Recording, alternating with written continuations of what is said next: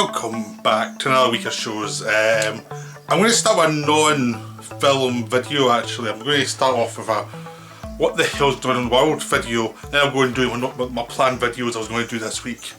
If you're watching this, you're probably aware of things have gone from bad to worse in the world. Everything's gone completely mental. Everyone hates China because of coronavirus, and everyone's very suspicious that they're lying.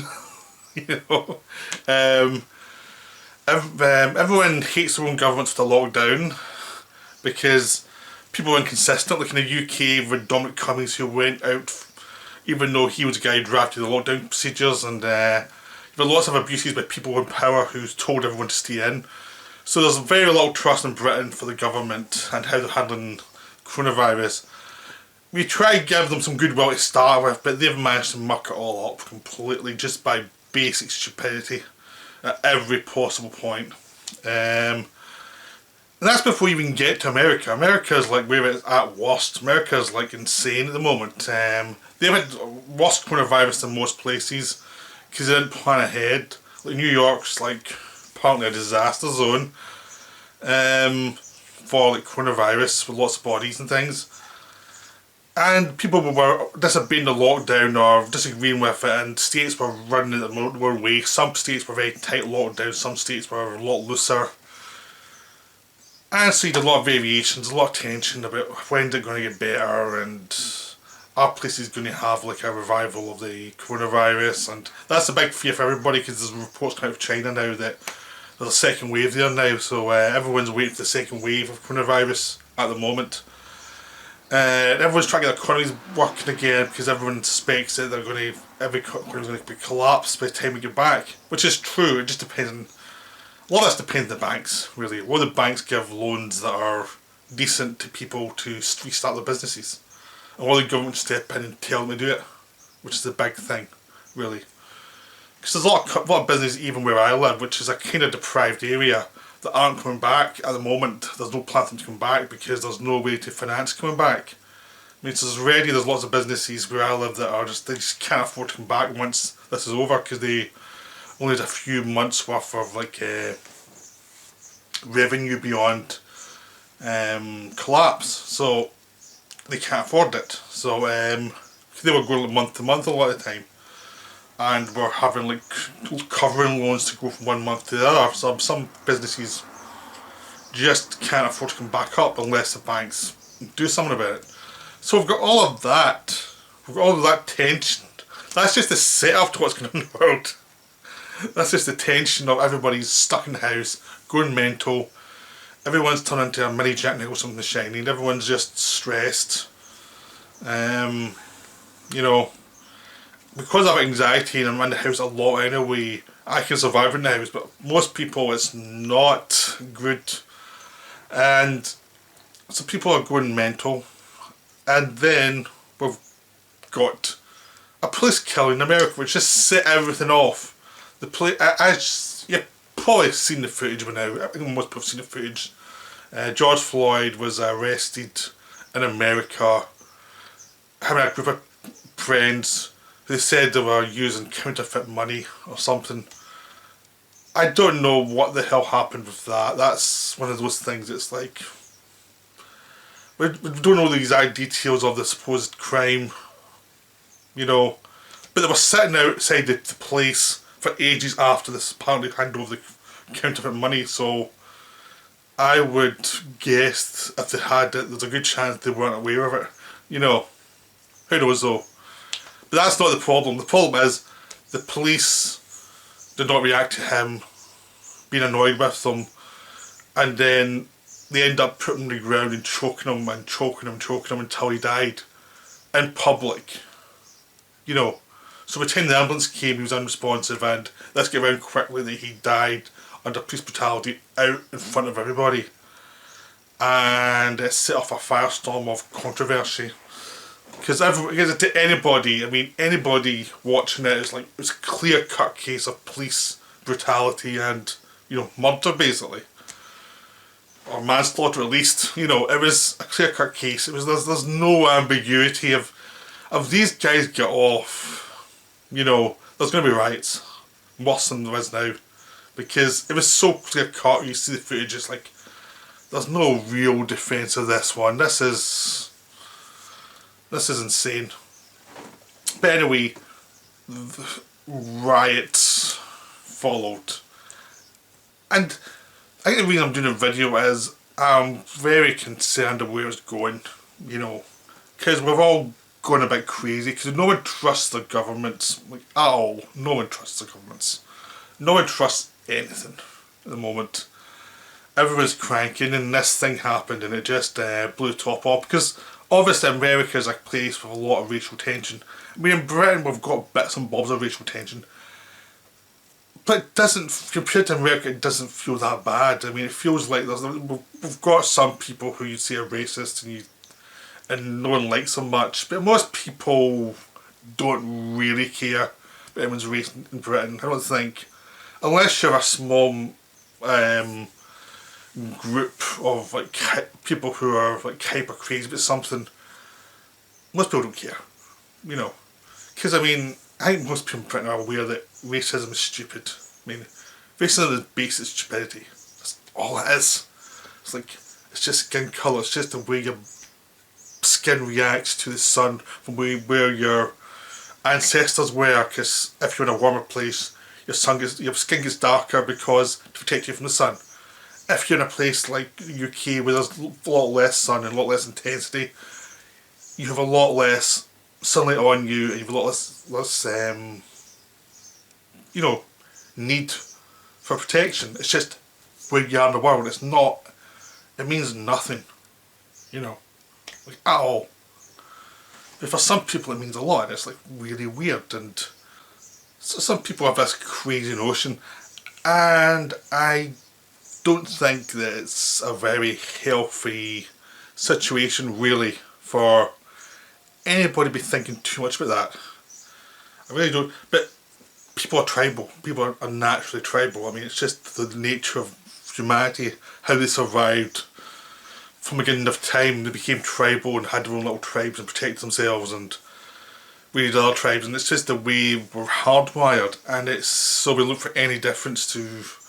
So it's not skin colour, it's, you know, habits, it's opinions and stuff. Then we create division that way, which is a natural thing humanity has to try and be above. But for some idiots, skin colour's still a big thing, you know. It's like, and you can't get the idea that, because it's an emotion, racism is also an emotion, which means it can be irrational and can feel legitimate to the person having the thought, even though to the outside you have to recognise it's stupid. It's really stupid. And yet we just put up with people who are behaving stupidly, and it goes on throughout time. It's been going for thousands of years, and it's just something that just, like, we're too dumb to actually get the point that it's stupid, you know. It's really dumb. And, you know, it's still causing lots of problems. In America it seems to be hit pretty badly, and, you know, there's still lots of racial tensions, and we're still trying to work it out. I think because racism, the end bit of racism, the end part of racism is what happened in the Holocaust, where people are actually sent to death camps. That's the end point of racism. That's what happens when it gets too bad, and everyone knows that. And because the last people who did it were white, which was the Germans, I definitely think most white countries are still wrestling with this a little bit at the moment. Like, the Germans had the most shame because they did it, they're the ones who did it. But everyone knows, like, certain other countries around Germany collaborated with them. And even though a large white contingent went and fought them and defeated them, I think it's definitely something that's freaked the white people out since then, and because of our past with slavery as well, colonialism and things, like, the slavery part of it is dominated, because I think we're very much in that feeling of try to confront it, but we're kind of ashamed of it, and it's a general thing we're processing still. And I think it's something that's gone through generations at the moment. It's just something that the generation that grew up after the war didn't process it that much, But the generation after that started to, and then it's become this thing that it's probably hit its peak at the moment, and eventually probably kind of calm down again. People are still trying to work out what their responsibility is, because no one wants to be, like, most white people are pretty ashamed of all that stuff, and you try to process what your response to it is. And I think it is a process, it is something that can be annoying to the outside. I think a lot of people who see a lot of white people being self-indulgent and being so into the race question, race question of where we put the race issue, how you respond to other races in a way that's positive. Still grasping with it, and there's lots of weirdness going on there that's you just have to work around, and find your way through. Because I think generally, in the Western world, people are trying to find a way to avoid repeating the past of what happened before with the Nazis, and what happened with slavery, because the whites did slavery, the whites also got rid of slavery, and lots of other cultures use slavery as well. It's not just a white thing, but the whites were the ones who got rid of it, but they're the ones who are really guilty about it, because it's like, to a civilised person, if the idea of culture is to get higher and higher and be more and more civilised, that's an abhorrent sin against the nature of your society. So we're still struggling with it. We're still, and the dumber members of in Western worlds can behave in ways that are really annoying when talking about race, in a way that is kind of insulting to other races and patronising and all this other stuff. And I think a lot of racial elements from different cultures that everyone's trying to work out, and sometimes it's very clumsy how it's happening. And I think the Western world's in that kind of weird stage at the moment where we're trying to question everything and work things out, and we're making horrible mistakes here, left, right, everywhere's making horrible mistakes. But it's a process, and eventually it'll develop in its own way. I think everyone's looking for quick fix answers right now. We want this solved. No, it's going to take a while. And there's not simplistic solutions to anything. Because you're dealing with people's emotions and people's irrationality, and something which, as I said earlier, is stupid. But it's something's ingrained into our tribal nature, and we're working it out. We've seen the worst side of it, which is the Holocaust, and now we're trying to work our way back and try and figure something out. But there's lots of speed bumps, and we saw one weekend because there's just some people who are just bad. There's just, every culture has them. There's just some people who are like horrible people, and we just have to accept that. But also you have to be looking at, is this a pattern of problems that there has to be better solutions to? Because one of the other problems we've been having, I think, in society generally is a complete distrust of our own politicians. Completely distrusting what they're about, and a dislike of them, and a feeling that there's no choice. I mean, when you look at America now, the frustration with Donald Trump is insane. People either love him or hate him. I mean, there's no in between. I can't stand him. I've never been able to stand him even before he was even into politics. I always loathed him. But some people just take that even more extreme and go really weird. And other people are totally behind him, and whatever he does, and it's like, come on, be critical. But he's kind of like a linchpin figure. He's like, well, that's the right wing have, the left wing have nothing. I mean, it's the same here. I mean, the right wing in Britain have been useless for a decade, still been in power because the left wing's so useless. In America, the same thing. I mean, last time the person put up against Trump was Hillary Clinton, who no one liked, and now the DMC have put up Joe Biden, who everyone thinks is senile. And no wonder people are angry. People think, well, that's what our supposed political party can do. Well, what's the use? Because it showed complete contempt for the people supporting them by putting these people up who have no real, chance of winning, because they feel part of a corrupt older system that no one trusts. And the newer politicians, a lot of the newer politicians are so much to the left that the voting class won't vote for them because they're pushing stuff that's pie in the sky to them. It's the same in Britain. I used to be a Labour supporter, pretty much, but I didn't have to think about it too much. And now there's no way in hell I'd vote for Labour. Just no way. Ever.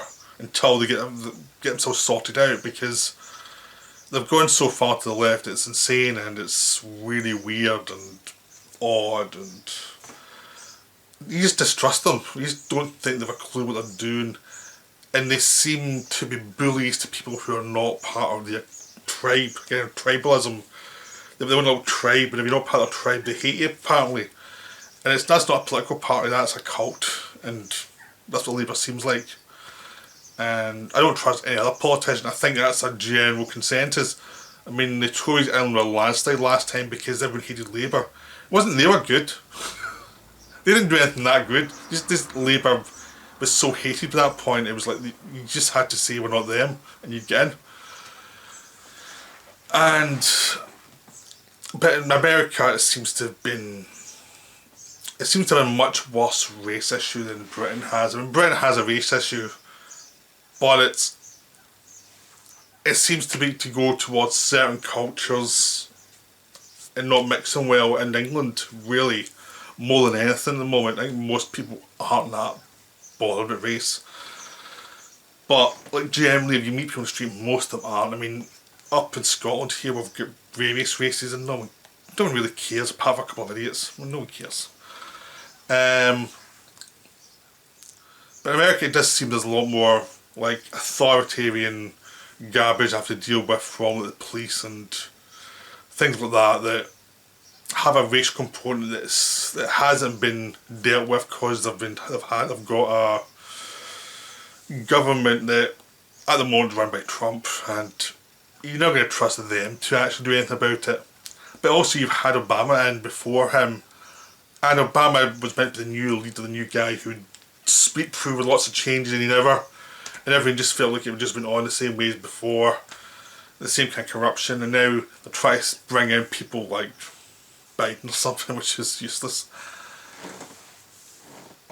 And it's just a mess. So no wonder people lost it. No wonder they completely lost it.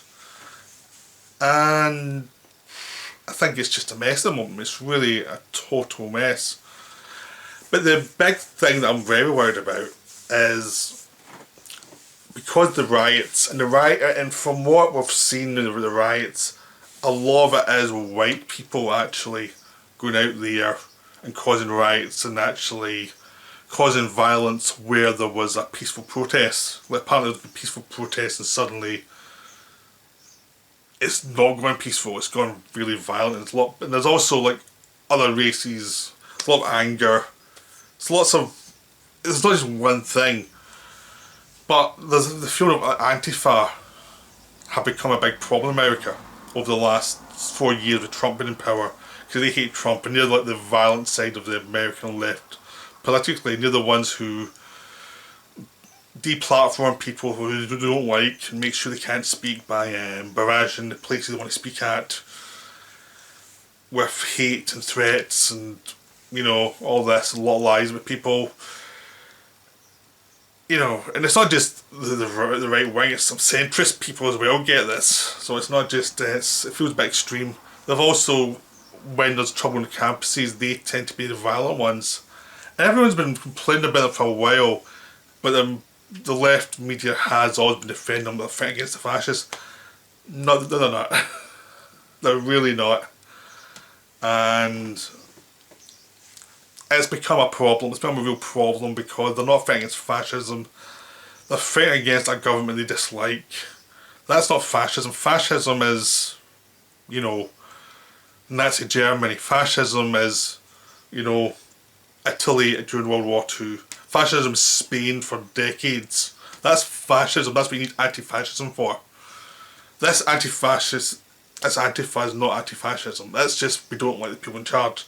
And we're too lazy to actually organise politically. There's a really good video Killer Mike made as a speech in the aftermath of the riots, where he's talking all about this. It's a really great video. I recommend you go see it. It's really wonderful. Just saying, don't burn your own places down. Vote out the people you dislike. That's the way you've got to do it. But these people don't do that. And the problem with their behaviour is, I've disliked it. Some of them are arrested. I've always disliked their behaviour. Because I'm a lefty, and it's like, you make us look terrible. You make us look really bad. You know, you're destroying the chance of political discussion.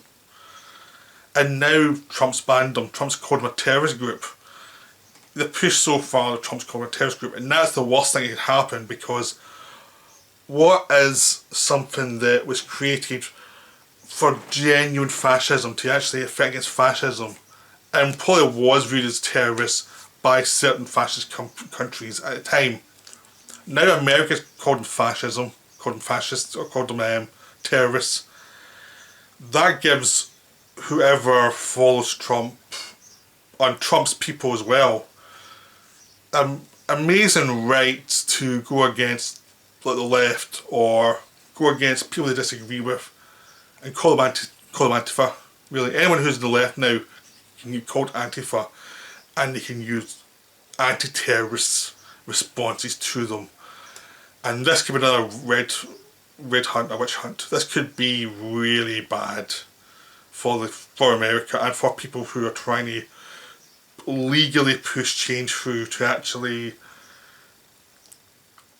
ensure that the excesses of capitalism do not affect people as much as possible, who are trying to make sure that people have food, have their rights upheld.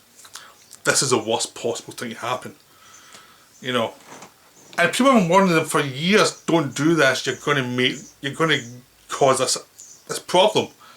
They never listened. They were so busy writing, they never listened to the problem. And the problem now is they're viewed as terrorists, and that means the right can go against them in ways, with the law behind them, in ways that they have no defence for. And this is going to be bad. This is going to be bad for the left. It's going to be bad for human rights, and because the thing about the left is it's meant to be a corrective against the excesses of capitalism. It's meant to be a corrective to ensure that people have their rights upheld, and their human dignity, and their you know, that racism doesn't take hold, that there's a fight against racism, a fight against sexism, a fight against all this stuff. There's a fight to make sure people have living wage and things like that. That's what the left should be about. If you've made yourself look like terrorists, that makes it easy for the right, and for the worst part of the right. You know, because not all the right are horrible. Just certain people are, and we all know who they are. This is going to make it so much worse. This is going to be the biggest disaster ever. I don't usually do political videos at all here. Maybe there's politics that float through them. But this is like the worst thing that could possibly happen. Even though I loved what Antifa have been doing the last 4 years, even though I hate Trump, and I dislike my own government, you know, what Antifa were up to they were making a mockery of a typical left-wing person's beliefs because of using violence, and they were trying to suppress speech, and that's fascism.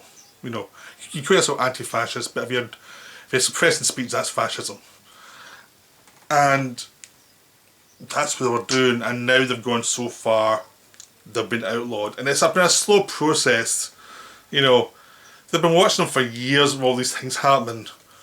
You know, all these different rights and different universities. I mean, they've been waiting for a chance to actually do this, and now they walked right into it. And what would have been protests, what would have been natural protests because of genuine anger over an issue that should have been solved and never has been, because people are stupid, you know, really.